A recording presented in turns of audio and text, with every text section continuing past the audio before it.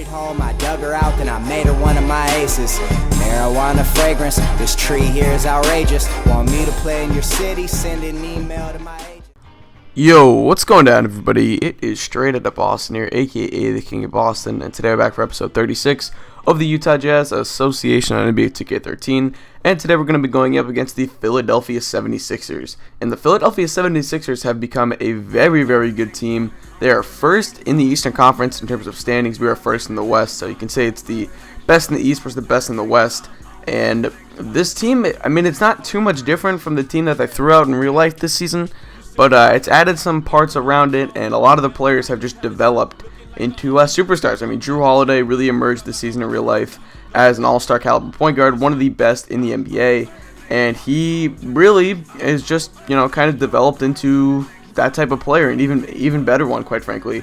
Evan Turner has developed into the type of player that a lot of people thought he was going to be when he was drafted number 2 overall, and Andrew Bynum has kind of just stayed healthy, and, I stayed healthy and just kind of, I mean, he's already one of the best centers in the NBA. I legitimately thought he was the second best center in the NBA about the season before his last season in LA, the lockout season.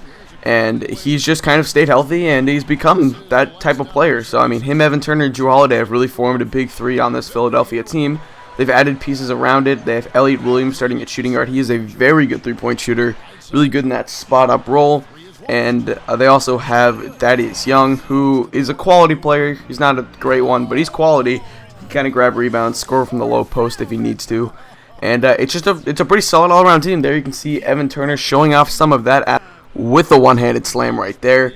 And it's just a very good team. Speaking of big threes, the Miami Heat did win the NBA championship just a few nights ago. I believe this will be going up on Saturday, so it would have been 2 nights ago. And it was a great finals. It's probably the best NBA finals I've ever watched personally.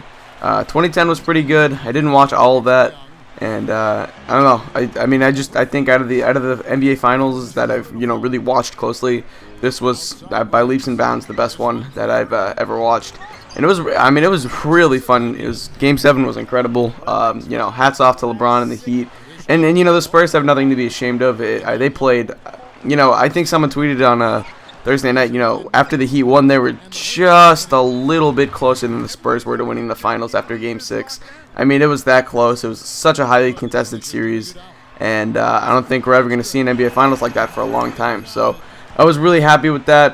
It was just a great year for basketball, and next season should be even better, and we'll see what happens. But anyway, it was a great finals. Let me know if you guys watched any of it. Let me know what you guys thought.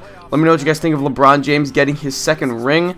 I personally, and I'm gonna write a couple, or at least I'm gonna write at least one blog post on this. I have a few ideas for some posts for my sports blog about this NBA Finals, which I'll be posting in the next few days probably. Actually, look for it over the next week or two because I'm not really quick at getting blog posts out. But I'm just gonna touch on it quickly. I really don't think this year changes much, or at least this Finals changes much about LeBron's. And I remember reading a tweet that was.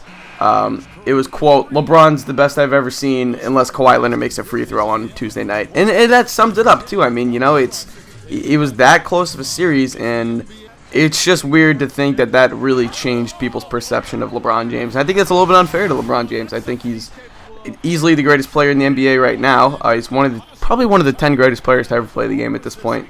And, we'll see where he ends up at the end of his career. I don't think we're ever going to see a player like MJ again. I really think that he's going to be the greatest player of all time for the next, 50, 100 years. As long as basketball lives, we're never going to see a player like him again. But LeBron might come damn close, and that's pretty cool to think about, growing up watching a player like that in his prime. Anyway, let's get into this gameplay. We're up on top of the Philadelphia 76ers, 43-36. Sean Kilpatrick dishes it off to, I believe that was Charles Jenkins, the former backup point guard for I guess he was the third-string point guard for the Warriors. He was dealt to the 76ers in real life at the deadline this year for, I believe, a second-round pick or a draft consideration. I can't remember what the exact deal was, but either way, 45-42, Gary Harris dishes it off to Zebo. Zebo had himself quite a good game. He pulls up for the mid-range right there. He had everything going today. He has post-game going, his face-up game going. It was good to see out of him. We really need him, Gary Harris, and Gerald Green to give us some good offense off the bench. Quinn Cook here, pulling up for 3 on the fast break, gets it to go. His first 3 points of the game. 54-46. Here comes Sean Kilpatrick on the break. He's going to dish it back to Elliot Williams. Down low to Thaddeus Young. Good high-low passing right there by the 76ers. They cut the lead to 6, but Derek Favors in the post. He's going to find a cutting Gerald Green. It will hit the standing dunk, and we go back on top by 8. And we're going to end off the second quarter on top by 10 points, 58-48. So the Jazz in control right now. Sixers proven to be a tough challenge, but this Jazz team is just on a roll right now. It's going to be very hard to beat this team come playoff time. 58-50 now. Here's Drew Holiday on the boards. Very nice outlet pass to Elliot Williams, who will pull up and get the little the close range shot to go. So they cut the lead to 6. Now it's down to 4. Hibbert on the boards, outlet to Iguodala. Iguodala showing off that finishing ability and that strength, putting in that layup right there. We go back on top by 6. 62-54. Drew Holiday out to Evan Turner, top of the key. He drives left, comes back right, and hits the right-handed layup over Paul George. Very impressive move by Evan Turner. Like I mentioned before, starting to fill out that potential, which I still kind of believe he could, establish himself in the NBA. He's been very streaky throughout his career, but he's shown flashes of that potential and flashes of reasons why he was drafted so highly by the 76ers. Here's Andre Iguodala, contested 3, gets it to go. He had a roll, and today he's got 14 points. We're on top by 10. Bynum top of the key to Holiday. Left foul line extended down low to Bynum. A nice pass, and Bynum puts it in with the right. 68-60. Here comes Steph Curry, though, trying to get by Drew Holiday. I'm going to end up dishing it down low to Hibbert, who got inside position on Bynum, and Hibbert puts it in. This was a battle of two of the best centers in the NBA at this point. Very nice game by both of them. But anyway, Drew Holiday misses the fadeaway, but Evan Turner's there on the offensive boards. He is such a good rebounder for his position. Here's Charles Jenkins out to Ben Gordon coming off the bench.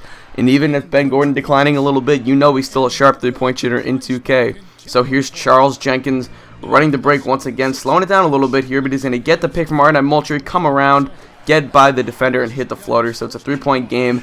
As we end the third quarter, the 76ers have mounted a bit of a comeback here, kind of exploiting the Jazz defense a little bit, something not many teams have been able to do so far this season. But now 76-75, Iguodala with the ball, doing what so many have suggested I've done before, and I've really been, trying to work at this lately, and that's give Andre Iguodala the ball, put Steph Curry in an off-ball position, and try to get him some screens, get him some open looks, and utilize that three-point shooting ability in kind of a set play format. But anyway, Thaddeus Young with the two-handed slam. It's 78-all. The Sixers have officially made their comeback. It's a tie game. But here's Steph Curry getting by Drew Holiday, hitting the floater. I'm starting to get good at, when to take floaters and stuff with guys like Steph Curry, and even Quick Cook from time to time. Here's Drew Holiday driving in, though. No one contests. Hibbert could not stop the ball, and Drew Holiday gets a floater of his own. So we're tied at 80s. Here comes Drew Holiday trying to go to work on Andre Iguodala. Iguodala is such a good defender. He finds Elliot Williams in the corner. Paul George had sagged off, and Elliot Williams drains the three, playing the role of some of the three-point shooters on the Miami Heat who allow that team to spread the floor, similar to how Elliot Williams kind of allows guys like Drew Holiday and Evan Turner to spread the floor. Here comes Quinn Cook, though. He's driving right. He's going to dish it off to Gerald Green in the corner, who knocks down the three, and it's 85-83. A perfect shooting performance by Gerald Green so far. Now 88-86. Iguodala drives right and slams it home with one hand. We'll take a look at the Nike vertical replay right here. He's going to get up 36.2 inches. Crazy verts by Andre Iguodala, one of our most athletic players. Here Iguodala runs the break. He finds a wide open Paul George in the corner, and Paul George knocks down the three. We retake the lead 91-88. Now Iggy dishes it to Steph Curry. Curry's going to get the screen from Hibbert, and he's going to end up dishing it off to Derek Favors with that baseline mid, and he gets that to go 93-89. Now here are the Sixers. They need a bucket, and Andrew Bynum's going to take the mid-range. He misses. Paul George on the boards to Steph Curry, and now they're gonna have to foul. So here Steph Curry gets himself open on the inbound, and instead of allowing the Sixers to foul, he gets an easy 2 points right there. So it's a 6-point game. Here come the Sixers on the other end. Evan Turner with the baseline mid. It's no good. Favors on the board. Gives it to Curry, and that's going to wrap up this game. The Jazz are going to escape with the win despite a very nice fight by the Philadelphia 76ers. We end up winning this game by, I believe, a final score of 97-91, I think, or 99-93, one of those two scores. Anyway, that's pretty much going to wrap up this gameplay. We're going to get into the player of the game highlights as well as the box scores in just a moment. But a very impressive win by the Utah Jazz. This is going to be the second to last gameplay episode for the regular season I show you guys. I'll show one more game against our arch rivals, the Oklahoma City Thunder, the team that we've dueled with in the playoffs the last 2 seasons. you knew I wasn't going to go regular season without showing a game against them. So I'm going to play them in, I believe, the second to last game of the regular season, and then we are going to get into the playoffs and try to make a title run for the fourth and probably final time. We'll see what happens with this association after this year. Haven't quite decided. I have a few ideas, but we will see. Could just continue, and I'm not really sure yet, but either way, Steph Curry gets your player of the game. Very nice performance by him, as usual, being the catalyst of our offense. Can't really ask for much more than that. And you're going to see he ends up with 18 points, 6 boards, 5 assists, and a steal. I think he had 6 boards. He might have had 6 assists. And you can see the team stats right there. Pretty even from both sides. There's Steph Curry's numbers, along with the rest of the Utah Jazz, as well as the Philadelphia 76ers numbers. Anyway, that is pretty much going to wrap up this video. So I thank you guys for watching. Hope you did enjoy. And this was out. Peace.